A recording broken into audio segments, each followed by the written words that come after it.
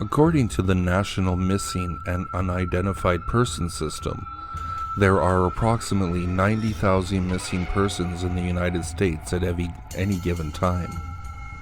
With the advancement of modern detective work and advanced scientific methods, such as genealogy testing, the vast majority of missing person cases end up being solved today.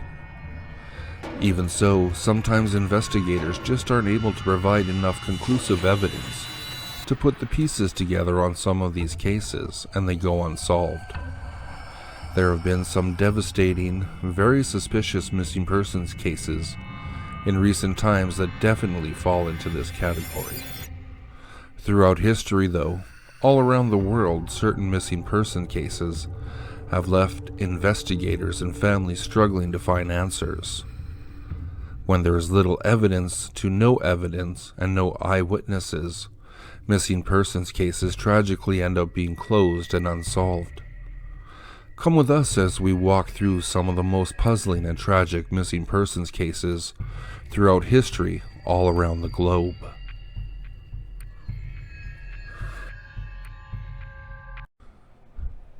A terrifying scam that leaves families unsure over whether their loved ones have just been kidnapped continues to be reported in the U.S. According to the FBI, it is now reaching as close as Indiana. In a recent report from NBC Indianapolis affiliate WTHR, FBI Supervisory Special Agent Doug Casper said a virtual kidnapping crime, which has been previously reported in New Mexico, California, Minnesota, Idaho, and Texas, has now been reported for the first time in Indiana. The FBI Indianapolis office also confirmed the report on Twitter.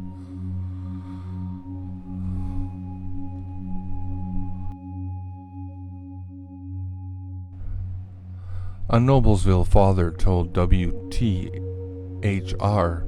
he received a horrifying hoax call appearing to be from his daughter's phone. "I looked down and it was my daughter, so I answered the phone," Mark Walker said. The person on the other end identified themselves as having my daughter tied up and demanded I listen to him very carefully. He said, "I'm not playing around."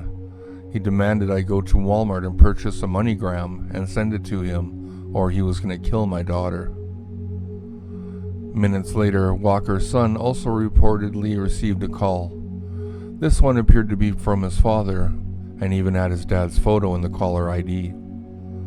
He said that he had a gun to my dad's head, not to text anyone, not to call anyone. If I don't do exactly what he says, he's going to shoot him, Eli Walker told WTHR. Mark Walker said that he told his wife to call their daughter, who said she was picking up her children from school. Eli Walker remained silent during his call while texting his mother to confirm his father was safe.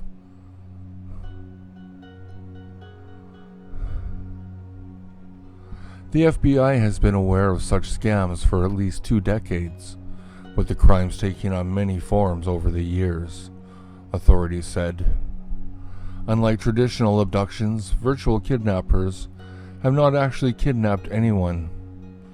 Instead, through deceptions and threats, they coerce victims to pay a quick ransom before the scheme falls apart, the FBI said in a recent warning. Between 2013 and 2015, FBI investigators with the Los Angeles Division tracked similar calls to Mexican prisons and said the callers were targeting Spanish speakers in the Los Angeles and Houston areas. In 2015, the calls started coming in English, the FBI said. Around that time, hundreds of hoax kidnapping calls were reported in New York, prompting warning from the FBI and the NYPD. In one version of the scam, the caller tells the victim that their husband or son has gotten into a car accident with a gang member. They tell the victim their relative is seriously injured, but the gang member won't allow the person to go to the hospital until damages to his vehicle are paid. In yet another instance, a caller tells the victim his or her daughter has been kidnapped. A second young woman screams in the background during the call to convince the victim that their daughter is in imminent danger. Other calls include details about drug debts, human trafficking, or assaults. In 2017, a federal grand jury in Houston indicted a 34-year-old woman who police say picked up ransom money from the victims in Texas and wired some of it to individuals in Mexico. A year later, the FBI issued another warning for virtual kidnapping scams, particularly in the New Mexico area. But by this time, they warned that the perpetrators of these crimes are becoming more sophisticated. They're using social media and social engineering to dupe people into thinking their loved ones have been kidnapped, the warning stated. In the latest cases, the scammers try to keep victims on the phone so they can't verify their loved ones' whereabouts or contact law enforcement, authorities said. The caller demands a wire payment to Mexico, the warning stated. The FBI said in most cases, the best course of action is to hang up the phone. Another option is to do what the walkers did and try to contact the alleged victim. If you do engage the caller, do not disclose your loved one's name or provide any identifying information, the September 2018 warning from the FBI stated. Try to slow down the situation. The success of any type of virtual kidnapping scheme depends on speed and fear.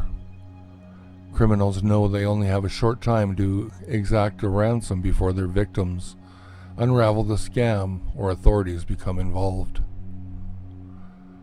They also advise that those who receive the calls ask to speak with the family member directly, saying, "How do I know my loved one is okay?" Ask questions only the alleged kidnap victim would know, such as the name of a pet. Avoid sharing information about yourself or your family, the warning states. Other tips include: listen carefully to the voice of the alleged victim if they speak. Often it is someone posing as the kidnapped victim. To buy time, repeat the caller's request and tell them you're writing down the demand, or tell the caller you need more time. Do not agree to pay a ransom by wire or in person. Delivering money in person can be dangerous. If you suspect a real kidnapping is taking place, or you believe a ransom demand is a scheme, contact your nearest FBI office or local law enforcement immediately.